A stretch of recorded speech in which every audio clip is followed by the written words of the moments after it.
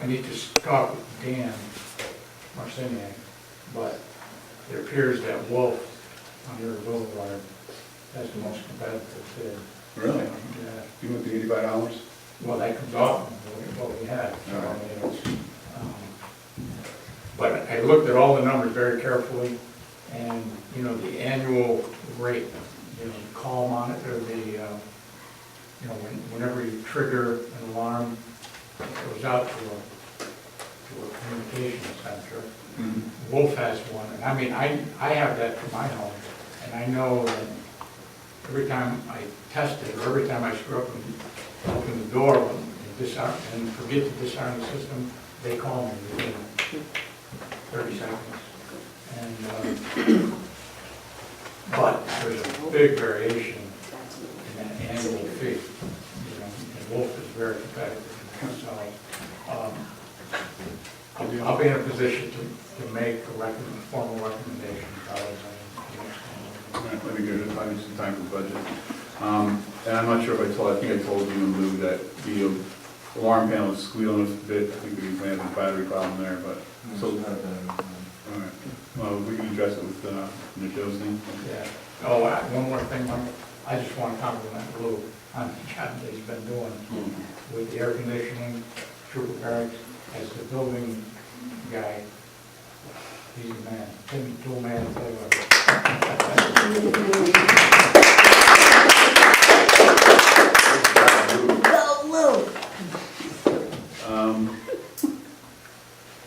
All right. Mr. Well, Toolman. we had the solar on the agenda tonight, so Joe and I went up to met with George and Mark Richardson to see if we could realign the solar panels for the pump house. Joe submitted it to what the layout was to Vic, the zoning board. I spoke with him after, and he said that there's not a problem as far as he can see of where the solar panels would be placed. George seems to be content with it, and we're going to go with that so far, and unless there's a problem with the planning board that I don't know of or I'm not aware of, he suggested we might have to get a special use permit. We also been up here with him, and you were there when they were talking about placing the solar panels in the back of the building now, as opposed to the front. According to Alex, who's in New York Light and Energy, he says the cost savings to us is going to be substantially higher. They're looking at a 25 to 30% of what they've been producing for their customers this past summer. So hopefully we can get working on this, and then maybe by the end of fall, we could be up and running. The cost savings certainly won't come until the following year, but we're going to have a substantial savings with the water district if we can get this to work. We're talking one up on Gifford Church, solar. We're talking the one up on Rooter Drive, and the other ones we can't do. But these three we definitely could do for the water district and the town. So we're it's just a go, as long as I understand we're going to have a public hearing. I'm voice my objection to that. But So the location of the specific panels for the pump houses yeah. has been submitted, or the Yes, proposed Joe's got, location? he sent them over to us, we forwarded them to Vic. He said he has no problem with it. There's nothing in the zoning that says we can't put them in because it's in a commercial zone, and there's not a problem with it, as far as he can see. Now, he suggested that we might have to get a special use permit from the planning board. I would love to see the plans. All right. And is it gone to planning? No. No, it hasn't been submitted yet because we haven't voted on it yet to see what we're going to do here. We're going to have a public hearing on it, Yeah. I'm assuming. It's we're kind of out of, I guess, not that I know all the process, but I think we're a little bit out of process to my lack of little knowledge. So we figured best to have a public meeting, do a seeker,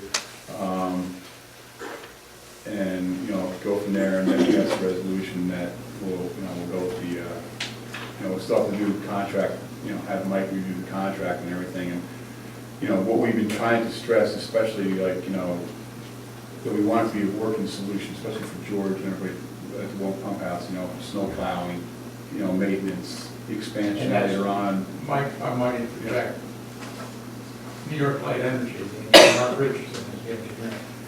He's given us 2 or 3 proposals with different equipment, to achieve the 50 kilowatt capacity, but also to accommodate George with snow plowing. And we went over there and we checked it, so we don't have a single sketch yet. We want to make sure that George is in agreement and that he can work around that, and then when we finally solidify the plan, what we're going to put in, then we'll go to the planning board and we'll do everything we need to do to dot all the i's and cross the t's. Yeah, the day we were walking around Carol gave us a great hand, showing us the property line and everything back there, but, the question came up on a couple of the, pump houses and stuff, it's like, well, it won't be pretty ugly back there, and these guys have actually gone to saying, like, if we need to plant some arborvitae's, to shield a little bit, they'll be willing to do that, so. That's like I get what you're right there, right next to a couple of newer homes, right? Yeah. Pine Gifford Church. I get what you're Yeah. Yeah, but So- they put the arborvitae's in there, Would that just have to go through site plan review? It's just an accessory structure, isn't it? No. Or is it Question for the attorney to determine whether the town needs to get I can't hear special that. use permits from itself. I don't think that's necessary, but I think we can confer on that, exactly what the town might need to get. Yeah, and I think that's really the message, is like, so we're ready to move forward, we just want to make sure we're dotting all the i's, t's, with public hearing in 2 weeks. Everybody's welcome to look at the plans, contribute, advise, whatever, whatever it takes, but I think we'd like to get it moving, a resolution completed, and hopefully it could break around, October timeframe or something, and kind of ready to go. Lou, did you I'm see gonna that? ask Alex to come to the public hearing, the fellow that you met here. That was the last two days I came here. I actually ran into him at the Bella Stones in Lakeland. Did you say Vic looked at all the setbacks and things like that? Yes. I spoke with him on the phone, and he said he had no problem with it as far as he knew, the way he's looked at it, so that's what he said. Have you looked at any of that? No. He suggested that Gino and Pat take a look at it and see if we needed a special use permit for up there. All right. Todd, or Mr. Edwards, anything from your perspective? Oh, I'm sorry. Or was there something else, or do you want me to bring this up after, that Ed wanted me to bring up about the zoning? No. You want me to bring it up after? Yeah. Okay. Yeah, that's not. Councilman's concerned? Yeah, I'm probably bring it up there. Okay. Sorry. Mr. Edwards. Yeah, actually, I wanted to ask a couple of questions. I was unable to come to the meeting for the presentation on the Unified Communications proposal, which I did look at the information that was provided. It seemed like it was pretty consistent with what I had seen in the past, with a couple of twists, just Glenville now being in favor versus them not being. The financial proposal was the same. Are we in a position, you think, to move forward on that at this juncture? Is there any timing as far as when we need to make a decision by? I get there, push my hand in. Are we expected to use the resolution that was proposed pretty much intact, or do we have any ability to modify it if we need to? So I guess we need to start with learning questions. So the date, according to Tony Zinsky, was August 1st. So I said, our town board meeting is October 14th, and he went, okay, we can live with that. He's waited this long, he can wait another 2 weeks. Yeah, exactly. Your second question, I don't think there's a lot of negotiating on the contract. We are the last team going in. Maybe he strategically placed it that way, I don't know. I would have done it that way, but I don't think there's much negotiating on the contract. I asked John to stop by tonight, and Wes, Blessing, I think he's working. I asked Doug Waddell, Doug replied in favor. I think we're all in favor of the concept. It's the financials, it's kind of a twist of the arm. And I forget the third question. Do we have to, I guess, depending upon John and Wes, and, if Doug had any feedback of anything that we needed to incorporate that wasn't in the resolution, do we have that flexibility? Again, I don't know if there was any points brought up that, hey, I don't see this in there, or these are some things that are specific to Princetown and maybe aren't applicable to Glenville, Niskayuna. We need to make sure these are in there. Are there any of those components that came up at that meeting, and so do we have the flexibility to put those in that resolution? So, actually, I think the whole contract is pretty even. I mean, obviously, we have a weighted vote as far as the operations and budgets and everything goes. Our rate is pretty light, but, I think in that aspect, it's a pretty fair contract. I think we all understand that, we kind of had a free ride, I don't want to say free ride, but, it's been pretty much free to Princetown for a long time. My concern, my absolute concern, and I agree with you, Todd, I think is that, yeah, we'd like to be able to put something in specifically for Princetown.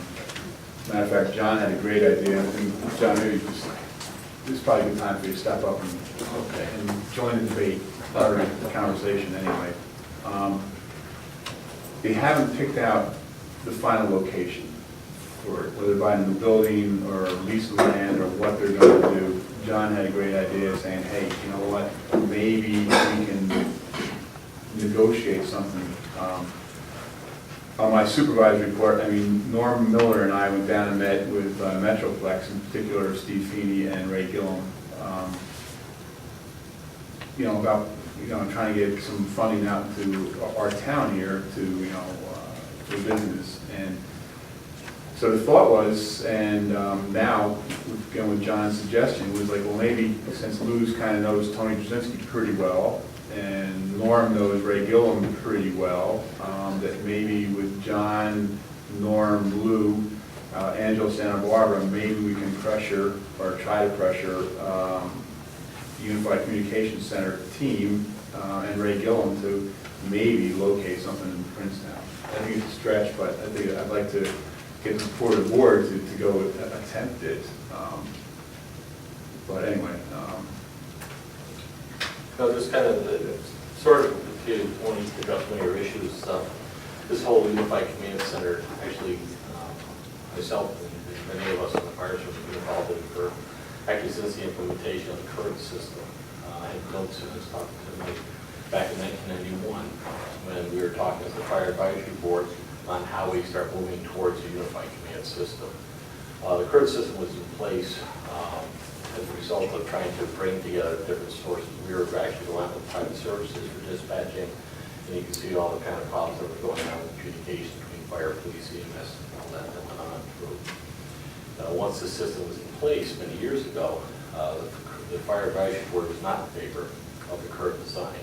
We at that point had stressed that we really needed to go back to a unified command system that has a set of standards for how shared services, shared town services are put together so that we have a uniform system for communications and dispatching. By that time, we were way out there with everybody in their own little territory. Police versus police, fire versus fire, EMS doing their own thing and all that. We, as the Fire Advisory Board, have always encouraged them to continue looking at it because we did have problems.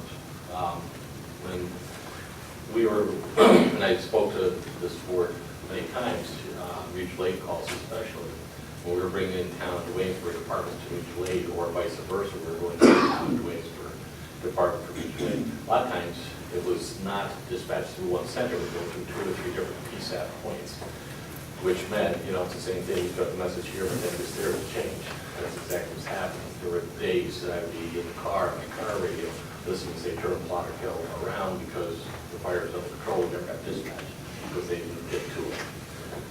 Dispatch time back then were actually sometimes in mutual aid, it could be a 20-minute delay before you called out the mutual aid department. That was very serious, and I know we've very strong in voicing our concerns over that because of the fact, I need your tanker now, not 20 minutes later, and then get rolling from there.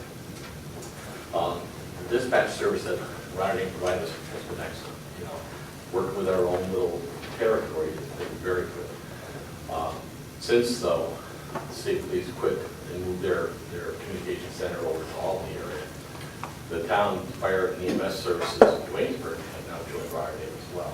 So now we have one PSAP point, which has a couple of dispatchers handling, actually it's 15 fire departments, 3 EMS agencies, as well as their own police agency as well. We have a neighboring department, town, that's actually a police department and 3 fire departments. So you see the inequity that's going on, that's going through. They're handling it well, they're doing well. Dwaynesburg moving into the Rotterdam PSAP has eliminated a great deal of our concerns, because we do now have a communications going back and forth. I need a tanker, they have the protocol set up, they rock the ball right with it, no problem at all. Where we still have the problem is when we have a major disaster, we're going to the other side of town, down by the Mohawk River especially, or if we have to pull resources from the city, or if we have to pull them in from Niskayuna. We're still going through those different PSAP points in order to get the resources. What's a PSAP? It's a public service answering point. What it is back in the original design, is each police department took over the responsibility for dispatching for a town. We, at that point, for Ploticville, had the option of going with Waynesburg or Rotterdam. Since we have a fair share of the territory that we also respond to Rotterdam, we stayed with the Rotterdam PSAP, who was dispatching us at the time. So you had actually the Waynesburg State Police, you had Rotterdam Police, you had Glenville Police, Niskayuna Police, and the state police were all dispatching, and the city by themselves were all dispatching each of their territories that's going out. So if I, for example, we do probably do the rope rescue down the Ploticville Reserve. First time we call out for mutual aid department from East Glenville, who was also doing rope rescue with us at the time. We had to go through 2 different PSAPs. If I had to pull a resource from Niskayuna, now I have to pull a third one in. And then each one would go from Rotterdam to call Glenville to dispatch out. We had a call on Beach Road, and they needed Rydell for help. Rotterdam would contact the state police, who then dispatch from Rydell with the same message that we would be getting over the one time when you put a tone out. So therefore, you're having a lot of communication problems, because as we're responding, tones are going out, all that kind of stuff. So you think this new UCC is going to improve that? Very much so. It's going to eliminate that? It should eliminate any of the things going across town lines, definitely. The flood probably was a good wake-up for us. Rotterdam did a fantastic job handling all the calls that were coming in from Junction, our area, and we were doing the evacuation along Normanskill Creek at the time. Pine Grove was flooding at the time there too. So all those calls are coming in, and then their communications with us, they were on heavy duty. Meanwhile, you had another PSAP point who was probably not as busy because they didn't have the calls during the flood. Let's take that though and have a more countywide type of disaster, i.e. an ice storm, which may have happened, or other types of things like that, tornado coming down through the middle of town or whatever. We would be really confused as far as being able to coordinate all those PSAP points. I'll go off the sidetrack. When I was working in Scotia Glenville, I was their ad hoc safety coordinator over there. The ice storm where we set up the shelter over there, at the time, whenever they had a meeting, they had to pull all the PSAPs together into one location in order to do their joint sessions and talk about their planning and things like that. You have a unified command center, it's all right there already in place. You don't have that constant, okay, 1 o'clock, everybody get here. Well, if I got ice on the road, I'm going to get there. So now you're worried about potential communications. What kind of problems do you foresee? I mean, I live up on Ennis Road. Right. And if I come down to the end of Reinix Corners and I take a left, the right-hand side of the road is Rotterdam, left-hand side is Princetown. And if you get somebody, then as you go down toward 5S, you come into Rotterdam again. So I think some of the dispatchers, what do you see as like a training period for them to really get familiar with Princetown? Yeah. And Dwaynesburg? Actually, a lot going on with cellular technology and use of GPS. That helps eliminate a lot of that's going on. More and more people are using GPS. We're on a call sometimes. And they have used a cell phone. They're actually able to bring a map from Rotterdam out to us to show the location. So they'll know immediately it's So they can know it's or definitely. Patterson. And the way the screen is set up right now is when your call comes in on a landline, not on a cell phone, but on a landline. It will indicate your name, what fire agency is responding to, what EMS agency responds to that, what police agency responds to that. So your console right now, which will all be brought back together again, will have that if you have a landline. Cellular is different because it goes into actually goes down to the city, I understand right now. And then they one button transfer that information over to Rotterdam, then dispatches us out to go from there. That's where you sometimes get a little bit of confusion, but with the central dispatch, the Unified Command Center, all calls should be coming to one area. Right now, my And you calls, say they'll be able to pull it up right on yeah, there? they'll all be on the same screen, but all the calls go there too. Right now, our calls go to Rotterdam, or if you're on the other side of the town, or if you're in Roy, the state police, and then to Rotterdam. This way here, all calls will be directed right down to the one communication center. It won't be, okay, do they go to Rotterdam first, do they go to Glacier first, do they go to Glenville first, everything comes to one point. So that'll be enhancement that way. Are they still talking about buying all new equipment, or? The equipment right now